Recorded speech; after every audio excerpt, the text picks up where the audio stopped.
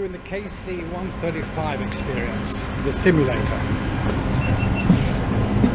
And here we are, entering the KC135. Hi, how are you? I'm doing very well. How are you? I'm fine. Oh, that's an interesting flight engineer panel. Yes, it mostly mimics the flight conditions that are occurring and then allows us to mess with them, so we get weather and stuff like that. Can I take the right seat? You would like right? Sounds good. I like the right seat. All right. We'll have Spencer hop in the left. So we'll have one of you guys, once Spencer hops in, one of you guys in the jump and one in here. Just double check really fast. KC135. We're on the runway. Steven, look at me. Hi. Hi, Loopy. Hi. Yeah. After I sit here a little while, I'll swap with one of you two. Steven, look this way, buddy. Hi, ladies. This is cool. Hold on. Artificial horizon, Turn around. radar, gear. This gear up. Fire switches. Where's, Oh my gosh, look at how it looks! yeah, you got the whole airfield here. Look. It looks like Nellis Air Force Base. Like where? Nellis. Looks like it. Because that's how Nellis looks like.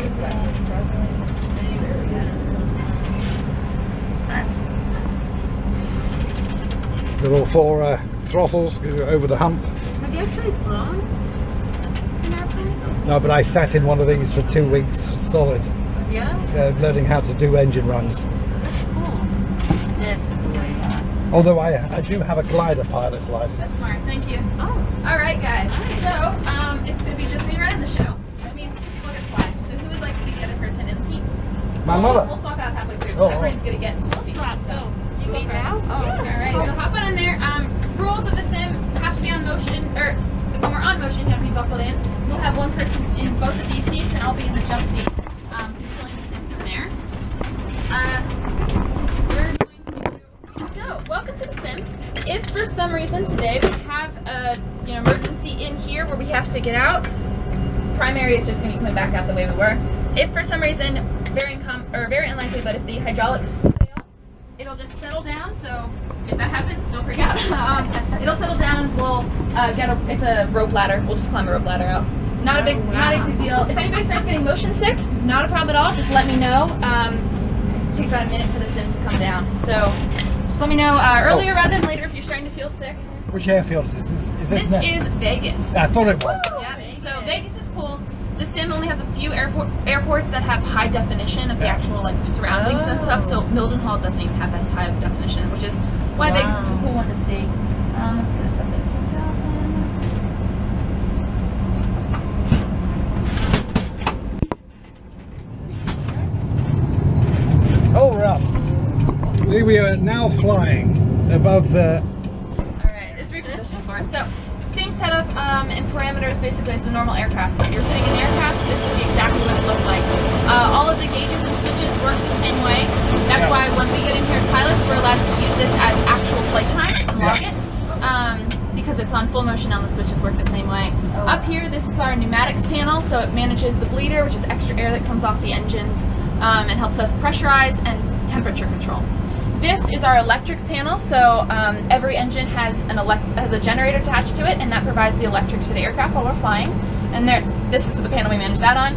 Underneath, we have radios, flight director, and autopilot. So our flight director tells us, hey, your next turn's that way, get ready for it. And that's just a visual image for us, and then our autopilot flies the aircraft, basically, which is awesome on really long flights. Looking down here, we call this our glare shield, and it manages weather, radar, and emergencies. So the center here, these four handles, tell us whether or not we have an engine fire. Yep, those. And they'll just light up and be like, hey, you have an issue with your engine. Yeah. Which is really nice, very obvious. Underneath are the four engines they're attached to. Each engine has a column, and you manage it pretty much the same way you would drive a car. So that's where you look at your RPMs, your temperatures, your oil pressure. N2. N2, exactly. And then in front of you are your flying gauges, basically. Your attitude indicator is the top one, tells you your pitch of your aircraft. And then the bottom one is your heading selector, essentially, so it tells you your navigation performance. We're a tanker, So we provide fuel to other aircraft. That's our job. This panel in the center here with all the numbers on it, if you guys can see, that's our fuel panel. So it manages our own jets, fuel, and fuel consumption to each engine, as well as the gas that we give to our receivers. So that's kind of the co-pilot's bread and butter is the fuel panel. While the aircraft commander is flying, the co-pilot gets to manage all of the gas on the airplane. So, all right, so we're gonna fly around today. You guys can, next to you here, these handles. Yeah. If you push it forward, you go up and down, just like that. If you need to push it forward again, push it forward still, and then push with your feet and stand upwards. Yep. There you go. Oh, Nice. yes, And now I then can down see. on the floor, this one, you pull it back, and you can slide forward. All right, cool. So when you're on the ground, we're going to be just flying around up in the sky today. When you're on the ground, you fly with your feet. When you're in the sky, you fly with your hands. Yeah. Push forward, trees get bigger. Pull back, trees get smaller. All right, coming off flight freeze. Beautiful. So we're off flight freeze right now, so somebody's got to be flying. I got There it. you go. I got All it. right. So you Turn just talk right. between yourselves about who wants to fly. You'll transfer aircraft control. The other person gets to manage switches. Beautiful. Yes. So you're not pushing more power in. Nice. Oh, you know what you're doing. All right. And watch those big mountains in front of us. So turn out. Roll to your left. There you go. Push down. Push down. Keep pushing. Go more. She's got it. Push, push, push, push, push. There you go. And you want to roll to your left. Keep rolling to your left.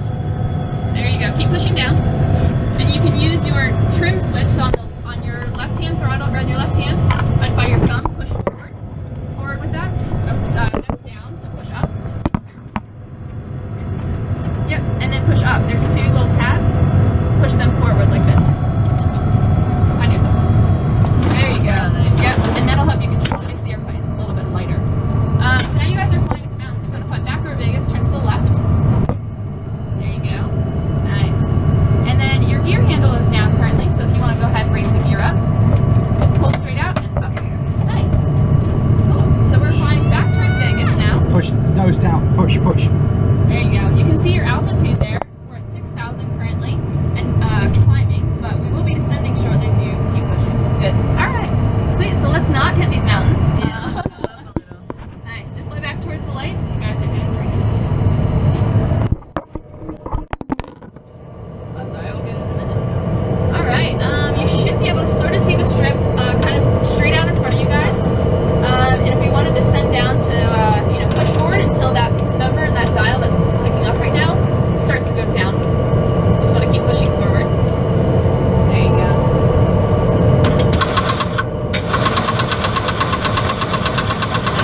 Yeah, so that trim wheel releases a lot of pressures from the aircraft.